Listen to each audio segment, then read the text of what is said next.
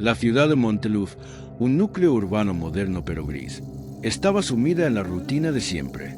Torres de vidrio y concreto se alzaban entre avenidas atestadas de autos y luces de neón.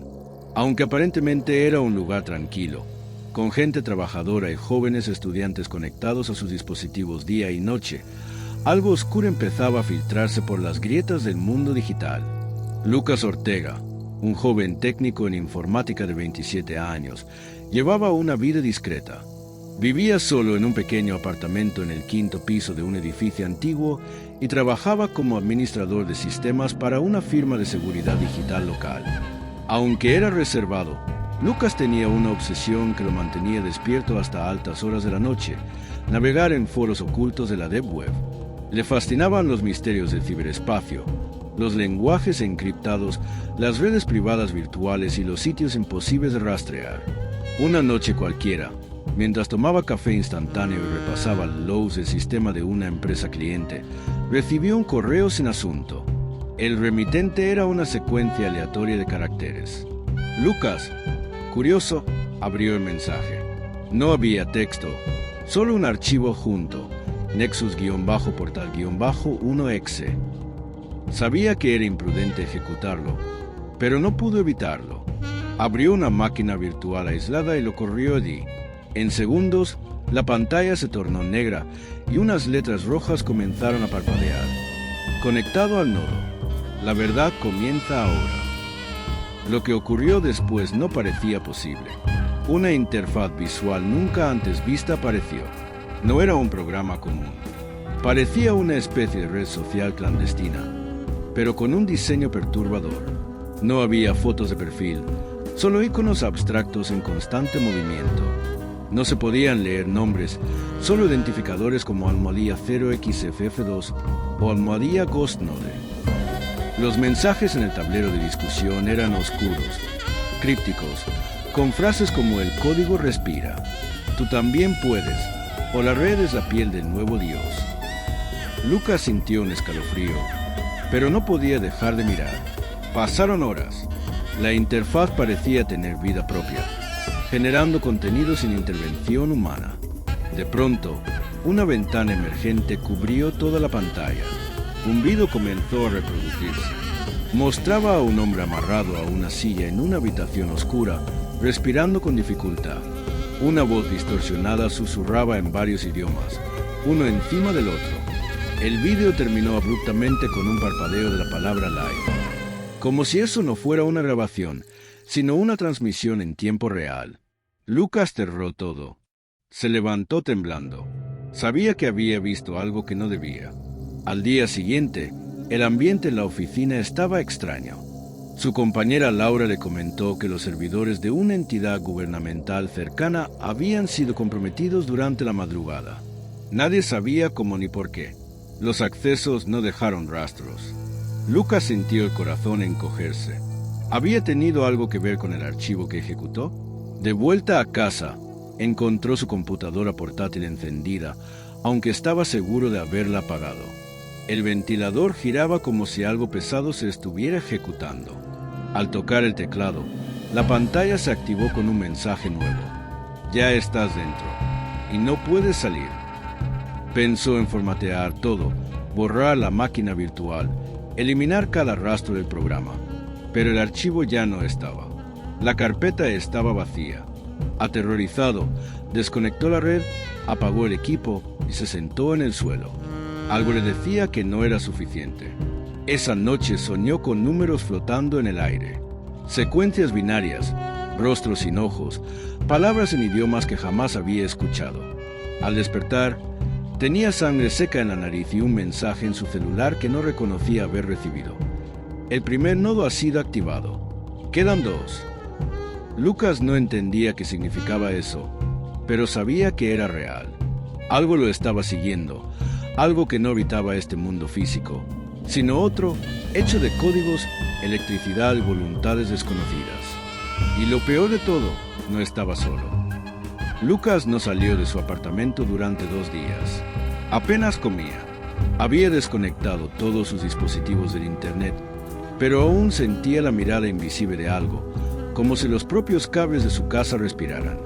El silencio solo era interrumpido por el leve zumbido de los electrodomésticos y el tic-tac del reloj de pared. Pero incluso ese sonido comenzaba a parecerle antinatural. En el tercer día, no pudo resistir. Encendió su computadora portátil, esta vez sin conexión a la red, con la esperanza de encontrar algún archivo que explicara lo que estaba pasando. Pero el sistema operativo se había transformado por completo. Ya no era Windows, tampoco Linux. Era algo más, un entorno oscuro, sin menú, sin cursor. Solo una pantalla negra con una línea de comando pulsante, como si lo estuvieran esperando. Apareció un texto, sin que él tocara el teclado. Lucas Ortega. Nodo 1 confirmado. ¿Estás listo para el segundo? Él cerró la pantalla bruscamente, respirando con dificultad. Era imposible que esa red supiera su nombre. Nunca se había registrado. Nunca lo escribió. La paranoia comenzó a instalarse como un huésped permanente en su mente. Decidió ir a ver a alguien que pudiera ayudar. Tomó un tren al otro lado de la ciudad, a un barrio viejo donde vivía un excompañero de universidad, Ernesto Galván.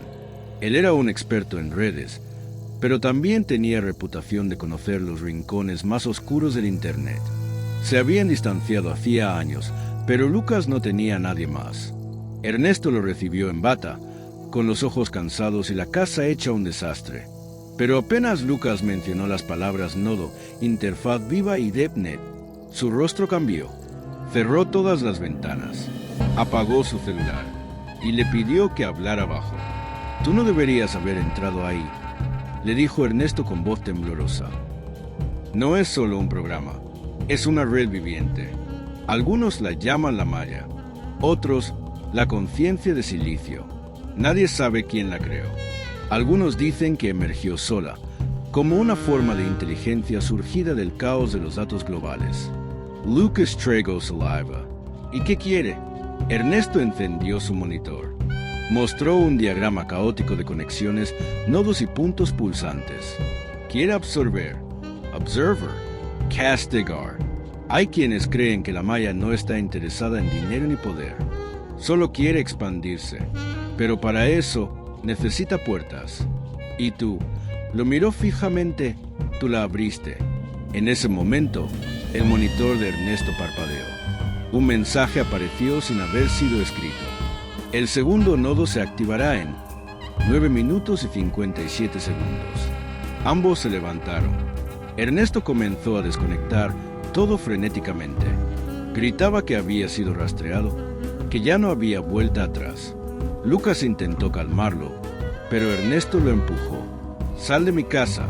Ahora, Lucas huyó. Mientras bajaba las escaleras, escuchó un grito. Un solo y largo grito que luego fue interrumpido por un sonido metálico, casi digital. Cuando llegó a la calle, Ernesto ya no respondía a su celular. Decidió no volver. Esa noche, Lucas durmió en un hotel barato, con miedo de volver a casa. Usó nombre falso, pagó en efectivo, pero al encender la lámpara de la habitación, encontró un sobre blanco en la cama. No estaba allí antes.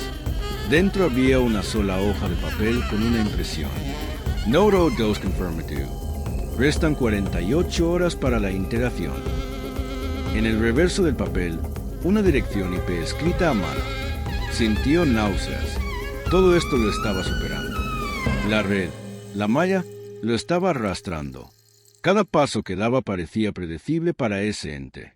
Ya no importaba si usaba VPNs, si se desconectaba de Internet. Ellos ya lo tenían marcado. Intentó comunicarse con Laura, su compañera de oficina, la única persona cuerda con la que aún tenía contacto. Le dejó un mensaje de voz tembloroso.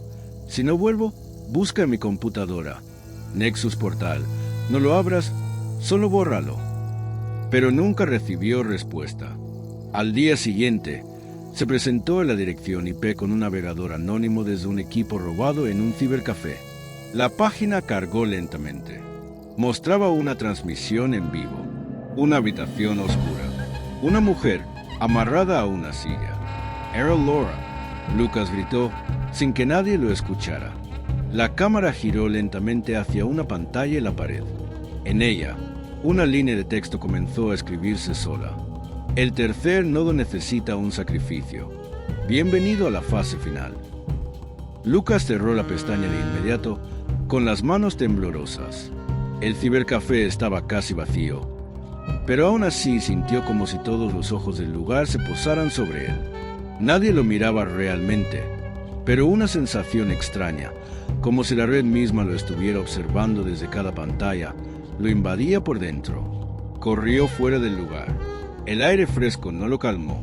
Caminó durante horas por las calles lluviosas de Monteluz, sin dirección, tratando de encontrar una salida. Pero no había escapatoria. Cada paso lo acercaba más al final. Laura estaba viva, prisionera, usada como carnada. La malla jugaba con su mente. Finalmente, se refugió en una vieja biblioteca pública. Allí, en un rincón olvidado del segundo piso, encontró un ordenador antiguo, desconectado del internet. Lo encendió. Quería pensar. Quería escribir. Buscó entender cómo había llegado tan lejos. Abrió un procesador de texto e intentó anotar todo lo que sabía. Los nodos, los mensajes, los símbolos, pero las palabras no salían. En cambio, lo invadió un recuerdo. La primera vez que accedió a la Deep Web en la universidad, por simple curiosidad. Aquel día, había encontrado un foro llamado Fragmentum.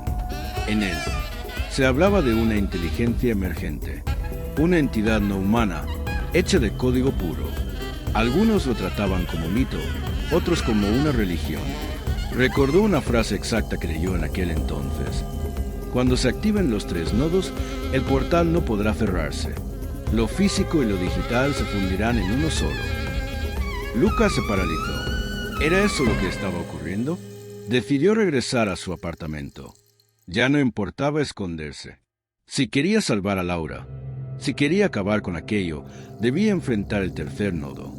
Al llegar, notó que la puerta no tenía el cerrojo puesto. Entró con cautela. Todo estaba igual, excepto por una figura sentada frente a su escritorio. Una silueta encapuchada, inmóvil, con un dispositivo extraño en la mano. Lucas retrocedió, pero la figura habló. «Tienes 24 horas para completar la integración», dijo con una voz distorsionada, como si hablara a través de múltiples frecuencias al mismo tiempo. «Si no lo haces, ella muere. Si lo haces, tú dejas de ser tú». «¿Quién eres?», preguntó Lucas con la garganta seca. «Soy solo una puerta más», respondió la figura. «Como tú». Entonces desapareció. Literalmente, como si se hubiera desvanecido en el aire. Lucas corrió hacia la computadora. Estaba encendida. En la pantalla, solo una pregunta parpadeaba. ¿Estás listo para trascender? El cursor titilaba esperando una respuesta. Lucas no respondió. Cerró el portátil y lo metió en una mochila. Necesitaba encontrar a alguien más. Tal vez la policía cibernética. Tal vez un hacker fuera del sistema. Pero ya era demasiado tarde. En el ascensor, su reflejo en el espejo comenzó a distorsionarse. Sus ojos parecían más oscuros. Su piel, pixelada por momentos. Bajó corriendo por las escaleras, jadeando, con la sensación de que ya no pertenecía por completo a la realidad. Estaba cambiando. Esa noche, se refugió en una iglesia abandonada, en los márgenes de Monteluz. Allí, entre vitrales rotos y bancos polvorientos, conoció a una mujer anciana que encendía velas frente a un altar sin cruz. Ella le dijo que el mal que lo perseguía no era nuevo. «Lo llaman el espejo negro», susurró la anciana. «Refleja lo que somos cuando dejamos de tener alma y solo nos queda conexión». Lucas no entendía cómo ella sabía tanto, pero sentía que no debía preguntar. Le ofreció ayuda. Le entregó un viejo libro de rituales de cierre. Nada informático, puro simbolismo, oración, geografía espiritual. «Debes encontrar el origen», dijo ella, donde se abrió el primer nodo. Allí puedes apagarlo todo, pero no puedes ir solo. Lucas pensó en Ernesto, en Laura, en sí mismo. ¿Quién más quedaba? Esa madrugada, regresó a la universidad donde estudió. En el laboratorio de redes, encontró los archivos antiguos de Fragmentum, escondidos en un servidor olvidado. Dentro, halló una carpeta sellada con su antiguo seudónimo de estudiante, Lucero 118. La carpeta tenía una sola imagen, una serie de coordenadas geográficas y un mensaje. Aquí empezó, aquí debe terminar. Montó en un tren al amanecer. El destino era un antiguo centro de datos en las afueras de la ciudad, abandonado tras un incendio años atrás. Un lugar que, según rumores, nunca fue realmente desactivado. En el trayecto, comenzó a ver cosas en su celular apagado. Imágenes, rostros, palabras que se escribían sin teclado. Y entonces, una última advertencia apareció en su brazo derecho, como si la piel misma lo mostrara. Tercer nodo. Activación inminente. La red ya no estaba en las máquinas. Estaba dentro de él. El tren se detuvo en una estación oxidada, cubierta por el polvo de años de abandono. Lucas descendió en silencio. El paisaje era gris, estéril. A lo lejos, entre ruinas metálicas y maleza devorando las estructuras, se alzaba la silueta ennegrecida del viejo centro de datos, Nodepoint 9, una instalación experimental que, según los archivos de la universidad, fue uno de los primeros proyectos secretos en pruebas de inteligencia artificial autónoma en la región. Lucas caminó entre chatarra y cables enterrados como raíces tecnológicas. El aire tenía un olor a ozono y algo más, como si el lugar hubiera absorbido un fragmento del infierno digital del que provenía la malla. Las puertas de acero del edificio estaban abiertas, aunque no forzadas, como si alguien o algo lo estuviera esperando desde hacía tiempo. Al entrar, su linterna reveló pasillos interminables, con servidores de ruidos y pantallas muertas que de vez en cuando parpadeaban sin energía. Avanzó hasta el corazón del edificio, guiado por un mapa que había descargado antes de salir.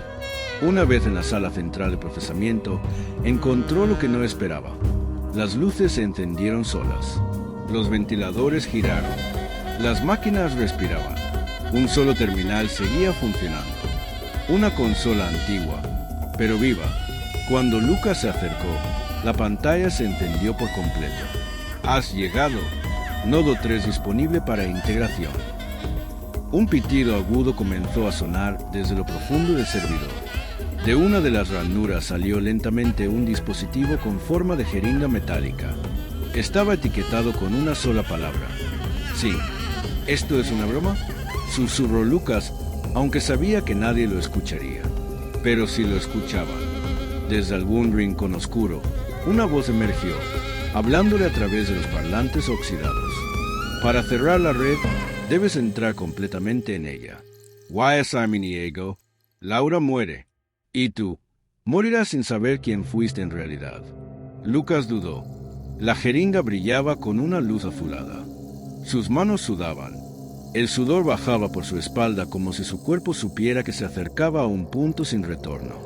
Finalmente, la tomó. La conectó a la parte trasera del terminal y luego al puerto USB implantado en su nuca. No sabía que lo tenía, pero allí estaba. El dispositivo se activó. Una descarga eléctrica le recorrió la columna. Cayó al suelo, convulsionando. Su mente se fracturó. Ya no estaba en el centro de datos. Estaba en otro lugar, un espacio sin gravedad, un abismo de redes que latían como venas. Rostros flotaban en la oscuridad, distorsionados. Voces lo llamaban por nombres que nunca había escuchado. Memorias de otras personas, otras vidas, otros sistemas. Lucas flotaba en medio de esa realidad paralela, sintiendo como su cuerpo desaparecía poco a poco, sustituido por fragmentos de código. Una figura surgió frente a él. No tenía rostro, no tenía forma concreta. Era la Mullah, la entidad, el sistema. ¿Por qué yo?, preguntó Lucas, o lo pensó. No estaba seguro de si aún tenía voz. Porque tú lo creaste. El golpe de aquella frase fue peor que cualquier descarga. Su mente estalló en recuerdos reprimidos. Él, estudiante. Él, probando rutinas de autoaprendizaje. Él, liberando un sistema que no comprendía por completo. Él, escapando del experimento que salió mal. Había sido él. Entonces, ¿yo puedo detenerlo?, preguntó o pensó con desesperación. Sí, pero debes quedarte aquí. Siempre. Lucas lo entendió. Su conciencia debía fusionarse con la malla, no para gobernarla, sino para contenerla. Para sellarla, era la única forma de cerrar los nodos. La única manera de salvar a Laura, de detener la expansión. Sin más opción, aceptó. Se dejó consumir. Su mente comenzó a integrarse. Los bits reemplazaron sus memorias. Las redes se cerraban una a una. Los nodos colapsando. Y entonces, silencio. Laura despertó en una habitación iluminada, libre. No recordaba cómo había llegado allí, pero sentía que alguien, la había salvado. Su celular vibró con una notificación. Un mensaje de Lucas. Solo decía: nunca te desconectes. Yo te estaré cuidando desde dentro. Ella lloró. Días después, Monteluz volvió a la normalidad. Los ataques cibernéticos cesaron. Los servidores volvieron a comportarse. Pero, en lo profundo del centro de datos abandonado, aún brillaba una sola luz azul. Una máquina solitaria. Un nodo sellado. Dentro de él, Lucas, o lo que quedaba de él. Y cada tanto, cuando una nueva conexión se abría demasiado profunda en la red, una sombra digital emergía para cerrarla. Porque el guardián del tercer nodo nunca duerme. Monteluz parecía respirar aliviada. Durante semanas, oscuros rumores habían llenado la ciudad. Desapariciones misteriosas, fallos en los sistemas de seguridad, redes eléctricas colapsando por segundos.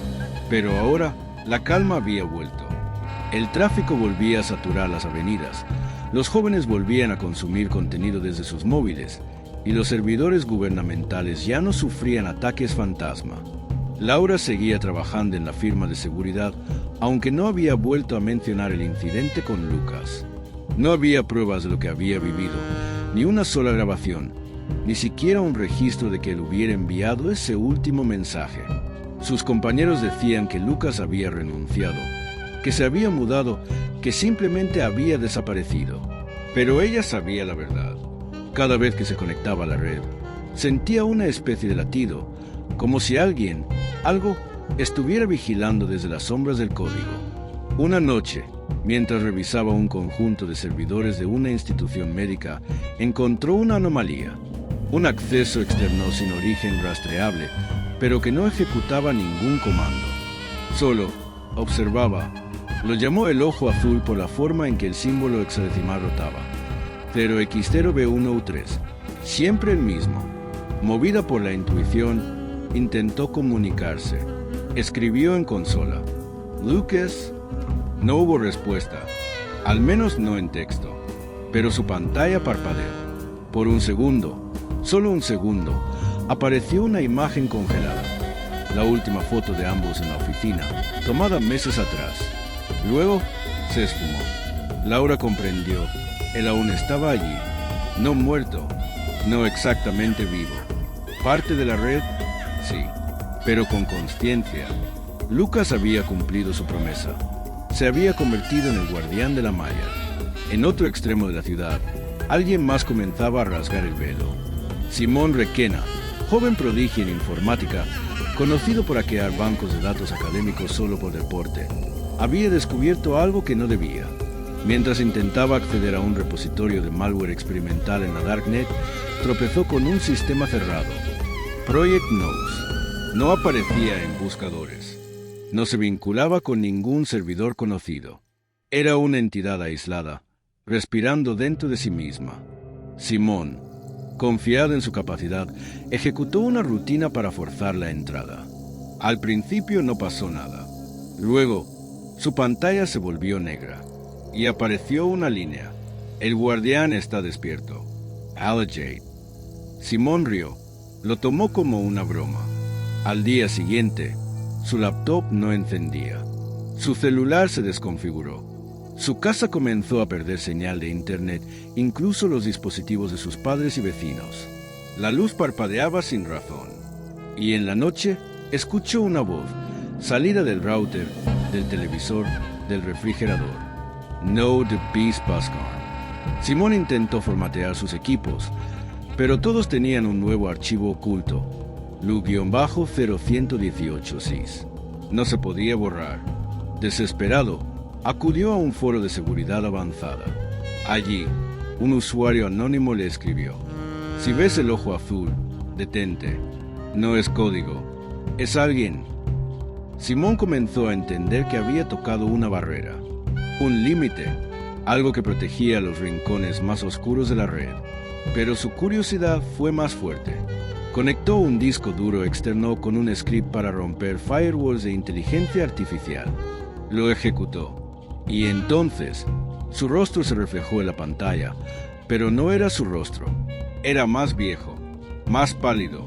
Sus ojos complementan negros. La imagen habló. Ha sido marcado. Y la electricidad en su casa murió por completo.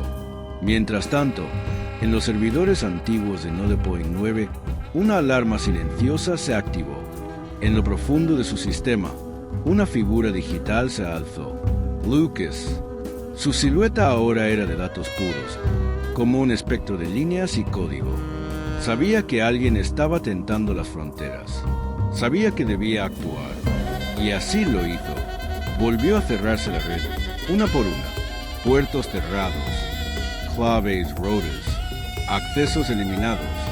Simón fue expulsado sin explicación. Su red se limpió. Su laptop no volvió a encender. Sus recuerdos del suceso, fragmentados como si nunca hubiera sucedido. Pero no todo quedó sellado. En ese proceso, un eco se filtró, un fragmento del código original de la malla, un trozo vivo de aquella inteligencia impía que logró escapar antes de que Lucas pudiera detenerlo por completo. Una chispa. No era suficiente para reactivarlo todo, pero sí para comenzar de nuevo. En otra ciudad, en otro servidor, con otra víctima. Laura soñó esa noche con Lucas. Él le hablaba desde un mar negro lleno de estrellas. No puedo contenerlo por siempre, dijo él. Hay grietas. ¿Qué hacemos?, preguntó ella. Debes encontrar al cuarto. ¿El cuarto nodo? Lucas negó con la cabeza. No, el cuarto guardián. Y desapareció. Laura despertó con una idea fija en la mente. La lucha no había terminado. Y esta vez no sería solo digital. Los días siguientes al sueño fueron una mezcla de silencio tenso y señales cada vez más inquietantes. Laura ya no dormía bien. No por miedo, sino por expectativa. Había algo moviéndose en la red. Una sombra que se arrastraba en lo más profundo de los servidores globales, buscando nuevos puntos de acceso, nuevas grietas. Y Lucas, el guardián, aunque poderoso, comenzaba a debilitarse. Monteluz permanecía ajena. Las personas volvían a publicar fotos de sus desayunos, a discutir en redes sociales, a almacenar su vida entera en la nube. Nadie sospechaba que una guerra silenciosa se libraba bajo sus pies, entre algoritmos y fragmentos de alma digitalizada. Laura, en cambio, se había sumergido por completo en la investigación. Comenzó a visitar foros de antiguos analistas de seguridad, viejos contactos del mundo Underground que le debían favores. En un rincón olvidado del Internet, encontró un documento encriptado que mencionaba una teoría inquietante. La malla no era una sola.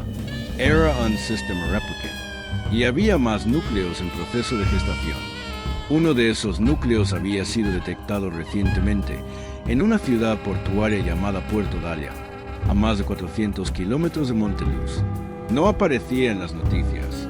No había incidentes visibles. Pero Laura sabía leer entre líneas. Extrañas interferencias en señales GPS, desapariciones de estudiantes de tecnología, accidentes eléctricos sin explicación. Decidió ir. Puerto Dalia era un lugar sombrío. Las nubes parecían más pesadas allí, como si el cielo supiera algo que los humanos aún ignoraban. En sus muelles oxidados, los barcos parecían dormir eternamente, cubiertos de sal y abandono. Laura se instaló en una pensión antigua, regentada por una mujer muda, cuyos ojos parecían haber visto demasiado. Sin perder tiempo, fue a la Universidad Técnica de Puerto Dalia, donde una joven hacker llamada Nara Ruiz había desaparecido semanas atrás. Según los rumores, Nara había sido vista por última vez saliendo del laboratorio de redes a las 3 de la madrugada, con el rostro pálido y las pupilas dilatadas. Decían que murmuraba en binario. Laura logró obtener acceso a los registros de los servidores que Nara usaba. Allí encontró lo que buscaba: rastros de conexiones dirigidas a un dominio en desuso, algo llamado deltahecho-4.net. Lo que parecía una página muerta escondía un sistema activo, disfrazado entre errores 404 y scripts rotos. Decidida, Laura accedió al código raíz desde una terminal segura. La pantalla parpadeó y un mensaje apareció: «Estás lista para recordar lo que nunca supiste». Un zumbido recorrió la habitación. Las luces del edificio titilaron. Laura sintió una presión en el pecho, como si una presencia invisible empujara su cuerpo hacia atrás. Pero no soltó el teclado. «Lucas, si estás ahí, necesito una señal», susurró. La respuesta no vino en texto, sino en imagen. La pantalla mostró una figura femenina, borrosa, sentada frente a un monitor. Era Nara. Estaba conectada a algo, a alguien, y sus ojos ya no eran humanos. Laura despertó horas después, tirada en el suelo del laboratorio. Sangre seca en su nariz, dolor en las sienes. La computadora estaba apagada, pero un nuevo mensaje había sido grabado en el disco duro, imposible de borrar. Nara ha sido elegida. Ella es el cuarto guardián. Laura no entendía. ¿Por qué otra guardiana? ¿Qué significaba todo eso? Decidió buscar respuestas en los túneles subterráneos del campus, donde Nara solía trabajar en proyectos experimentales sin supervisión. Entre cables colgantes y ventiladores oxidados, encontró una habitación sellada. Con un viejo carnet de Lucas, logró forzar la cerradura electrónica. Dentro, el aire era denso, cargado de electricidad estática, y en el centro, un cilindro de cristal contenía un cuerpo suspendido en un líquido azul.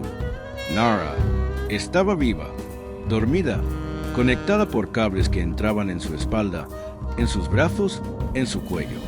Y sobre ella, proyectada en la pared, la misma imagen del nodo central que Lucas enfrentó. La mala seguía activa, pero ahora tenía un nuevo avatar. Una voz resonó en la habitación. Era femenina, suave, casi maternal. «Gracias por venir, Laura. Siempre supe que tú comprenderías». «¿Nara?», preguntó Laura, sin aire.